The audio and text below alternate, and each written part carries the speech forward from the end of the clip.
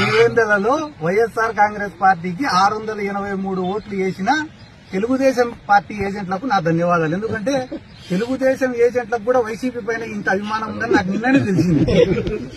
కాబట్టి ముందుగా వాళ్ళకి ధన్యవాదాలు తెలుపుకుంటానా. అన్న, ఎవరైతే ఈరోజు ప్రెస్ మీట్లు పెట్టి లోపల నుంచి రావడం లేదు నువ్వు వాళ్ళకి, ఎందుకంటే 10,000 ఓట్ల కోసం మనమందరం టికెట్లు కన్ఫర్మ్ చేసుకునేమేందిరా అని బాధపడుతున్నారు వాళ్ళే.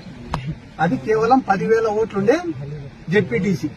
ఆ ఎలక్షన్ల కోసం మంత్రులు, ఎమ్మెల్యేలు, 800 మంది పోలీసులు, ఐజీ గారు, ఎస్పీ గారు అన్ని పనులు వదిలిపెట్టుకుని పాపం ఆ గండికోట బాలిక మిస్సింగ్ కేసును కూడా ఇడిచిపెట్టి కేవలం ఒక జెడ్పీటీసీని గెలిపించేదానికి ఇంతమంది యంత్రాంగం దిగినప్పుడే ఇంకా జగన్మోహన్ రెడ్డి గారు ఎంత బలమైన నాయకుడు అనేది మనం అర్థం చేసుకోవాలా.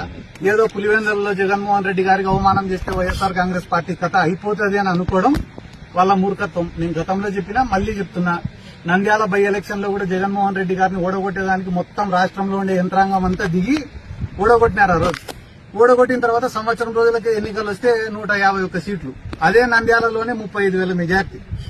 కాబట్టి ఇది జెన్యున్ ఎలక్షనా కాదా, పోలింగ్ జరిగిందే, రిగ్గింగ్ జరిగిందే అనేది నాకన్నా బాగా, మీకన్నా బాగా, పోలీసుల కన్నా బాగా, ప్రతిపక్షానికన్నా, అధికార పార్టీ కన్నా బాగా ప్రజలకు తెలుసు.